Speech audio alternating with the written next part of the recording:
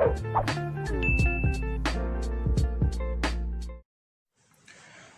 बेटा, अब जो है वो यहाँ पर हम बात करेंगे closed chain structures of glucose की या अदर मोनोसैकेराइड्स की।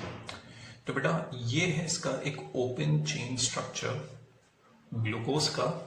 अब इसी डी ग्लूकोज का मैं क्लोज चेन स्ट्रक्चर आपको बना के दिखाऊंगा कि वो क्लोज चेन स्ट्रक्चर बनता कैसे है।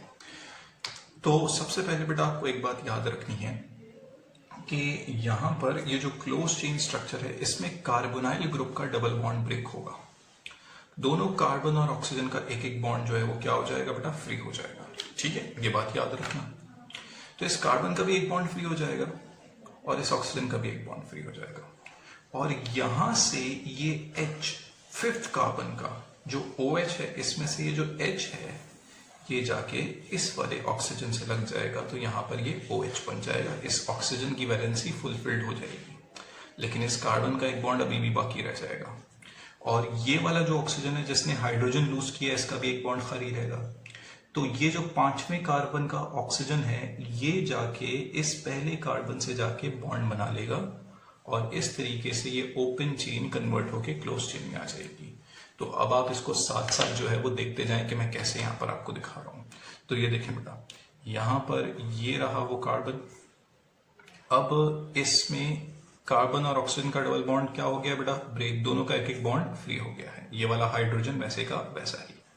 ठीक है, ये इस वाले कार्बन की बात करते हैं, ये बिल्कुल वैसे का वैसे ही रहेगा। राइट साइड पे OH और लेफ्ट साइड पे H। दूसरे वाले कार्बन की बात करते हैं, ये भी बिल्कुल वैसे का वैसे ही रहेगा। राइट साइड पे H और लेफ्ट साइड पे OH। ठीक है, अब इस वाले कार्बन की बात करते हैं, ये भी वैसे का वैसे ही रहेगा। राइट साइड पे OH और लेफ्ट साइड पे H।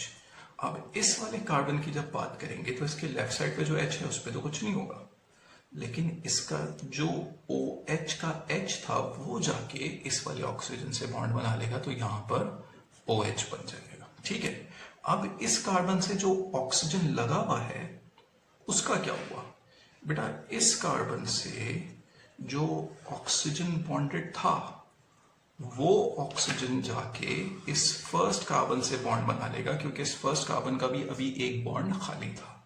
तो अब कुछ इस तरीके का यहां पर स्ट्रक्चर बन जाएगा। उसके नीचे सबसे एंड में यहां पर CH2OH ग्रुप मौजूद है। तो बेटा ये इसका एक साइक्लिक स्ट्रक्चर बन गया। आई होप आपको समझ में आया कि मैंने साइक्लिक स्ट्रक्चर कैसे बनाया। अब ये जो साइक्लिक स्ट्रक्चर बना है, ठीक है, ये साइक्लिक स्ट्रक्चर दो किस्म के हो सकते हैं। अब इसको पढ़ लेते हैं बेटा, साइक्लिक स्ट्रक्चर दो किस्म के कैसे हो सकते हैं। तो सबसे पहले आपको ये बात याद रखनी है कि यहां पर क्लोज चेन या साइक्लिक स्ट्रक्चर ग्लूकोज के या किसी भी मोनोसैकेराइड के दो किस्म के हो सकते हैं, जिसमें एक जो आइसोमर है वो कहलाएगा अल्फा आइसोमर, और जो दूसरा आइसोमर है वो क्या कहलाएगा बेटा, बीटा आइसोमर। अच्छा, अल्फा आइसोमर किसे कहेंगे, जिसमें हाइड्रोक्साइल ग्रुप मतलब OH ग्रुप कहां पर हो, फर्स्ट कार्बन पे राइट साइड पर हो, तो उस वक्त उसे अल्फा आइसोमर कहेंगे। बीटा आइसोमर किसे कहेंगे, जिसमें hydroxy group on the first carbon is on the left side पर हो, तो उसे जो है वो हम क्या कहेंगे बेटा, बीटा आइसोमर कहेंगे। ठीक है ना। तो अब हम इसको जो है वो यहां पर स्ट्रक्चर से देख भी लेते हैं। अब ये रहा आपके पास स्ट्रक्चर एक साइक्लिक ग्लूकोज का। अब जरा गौर करो बेटा, मैंने बिल्कुल उसी तरीके से जैसे बनाना आपको सिखाया था कि फिफ्थ कार्बन जाके फर्स्ट कार्बन से जुड़ गया है। ठीक है ना। अब जरा देखो बेटा, फर्स्ट कार्बन पे OH ग्रुप कौन सी साइड पर है, राइट साइड पर। तो ऐसा जो डी ग्लूकोज है वो क्या कहलाएगा, अल्फा डी ग्लूकोज। समझ में आ रही है बात बेटा, इसको कहेंगे अल्फा डी ग्लूकोज। ठीक है। अगर मैं एक और स्ट्रक्चर आपको दिखाऊं, यहां पर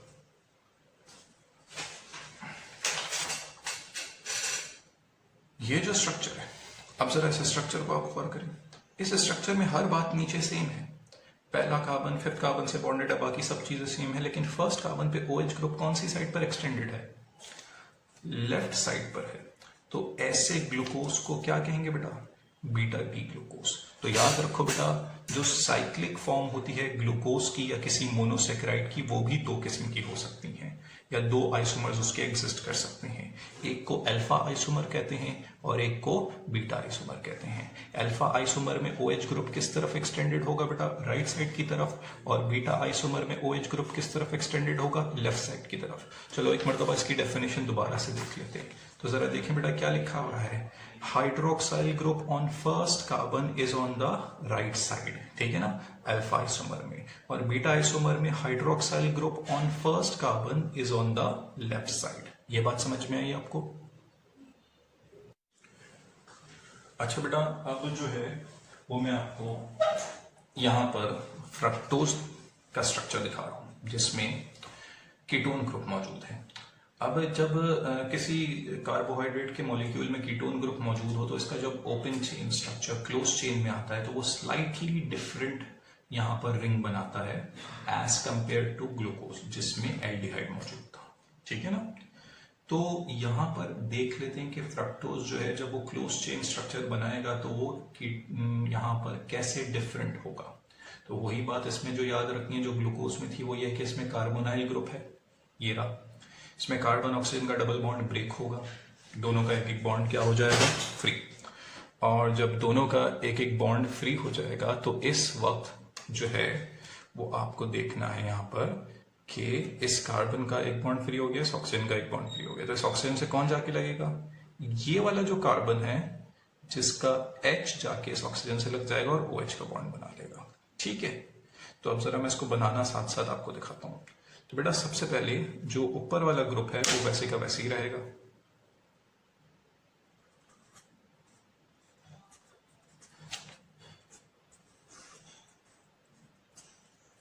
फिर इसके नीचे जो कार्बन है, इस कार्बन और ऑक्सीजन का डबल बॉन्ड क्या हो जाएगा बेटा? ब्रेक, ठीक है। और डबल बॉन्ड ब्रेक हो जाएगा तो दोनों का एक एक बॉन्ड फ्री हो गया। इस ऑक्सीजन से कौन जाके लग जाएगा? H, तो ये OH बन जाएगा। अच्छा, ये कौन सा H जाके लगा है? जो फिफ्थ कार्बन का OH का H था, ये जाके यहां पर जाके लग गया है, ठीक है। बाकी नीचे के ग्रुप वैसे के वैसे ही रहेंगे। इस कार्बन के राइट साइड पे H और लेफ्ट साइड पे OH। इस वाले कार्बन के राइट साइड पे OH और लेफ्ट साइड पे H। इस वाले कार्बन के लेफ्ट साइड पे H, लेकिन राइट साइड पे अब सिर्फ O रह जाएगा, क्योंकि H तो जाके ऑक्सीजन से बॉन्ड बना चुका है। ये O का एक बॉन्ड फ्री है, और आपको याद होना चाहिए इस कार्बन का भी एक बॉन्ड फ्री है। तो ये इस कार्बन का जो ऑक्सीजन है वो क्या करेगा? ये जाके इस वाले कार्बन से बॉन्ड बना लेगा, और इसके नीचे जो है वो क्या मौजूद है बेटा? CH2OH। अब यहां पर अगेन एक रिंग बन गया। अब देखो बेटा, इस रिंग में 1 2 3 4 कार्बन है और एक ऑक्सीजन है, ठीक है। लेकिन अगर मैं यहां पर इस रिंग की बात करूं, तो इसमें अगर मैं आपसे पूछूं कि इसका अल्फा आइसोमर है या बीटा आइसोमर है, तो बेटा आपको याद होना चाहिए, मैंने आपको समझाया हुआ है कि अगर क्लोज्ड रिंग में यहां पर कार्बन जो कि रिंग में फर्स्ट कार्बन कहलाएगा, उस पे OH ग्रुप राइट की तरफ एक्सटेंडेड हो, तो ये जो है वो क्या कहलाता है बेटा? अल्फा, ठीक है ना। तो इस वक्त ये असल में अल्फा डी फ्रक्टोज कहलाएगा। तो इस वक्त ये अल्फा डी फ्रक्टोज क्यों कहलाएगा? वो इसलिए कि रिंग में जो फर्स्ट कार्बन है वो राइट की तरफ, उस पे OH एक्सटेंडेड है, इसीलिए इस फ्रक्टोज को क्या कहेंगे बेटा? अल्फा डी फ्रक्टोज कहेंगे, ठीक है ना। अच्छा, अगर मैं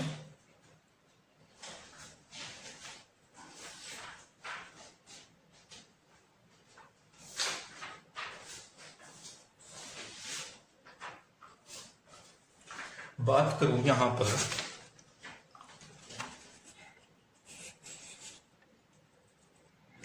अल्फा डी ग्लूकोज की और अल्फा डी फ्रक्टोज की, नोटिस करो बेटा, इसमें रिंग में एक पहला कार्बन, दूसरा, तीसरा, चौथा, पांचवा और एक ऑक्सीजन, ठीक है। तो 5 कार्बन और एक ऑक्सीजन मौजूद है, लेकिन इसमें रिंग में 1 2 3 4 कार्बन और एक ऑक्सीजन मौजूद है। तो यहां पर रिंग में टोटल 6 एटम्स हुए, जिसमें से 5 कार्बन और एक ऑक्सीजन है। और यहां पर रिंग में टोटल 4 एटम्स हुए, टोटल 5 एटम्स हुए, जिसमें से 4 कार्बन और एक ऑक्सीजन है, ठीक है ना। तो ये फर्क है दोनों के रिंग में जब ये साइक्लिक फॉर्म में आएंगे। ऐसा जो यहाँ पर आपके पास रिंग है जिसमें 5 कार्बन, 1 2 3 4 5 और एक ऑक्सीजन मौजूद हो, इसको बेटा पायरेनोज रिंग कहते हैं, ठीक है ना। और ऐसा रिंग बने जिसमें 1 2 3 4 कार्बन और एक ऑक्सीजन मौजूद हो, तो इसे फ्यूरेनोज रिंग कहते हैं। तो ये बात भी आपको याद रखनी है बेटा, पायरेनोज रिंग जो है वो जैसे कि ऐसे यहाँ पर बनेगा जिसमें 5 कार्बन होंगे और एक ऑक्सीजन होगा, और फ्यूरेनोज उस वक्त बनेगा जब रिंग में 4 कार्बन और एक ऑक्सीजन मौजूद होगा।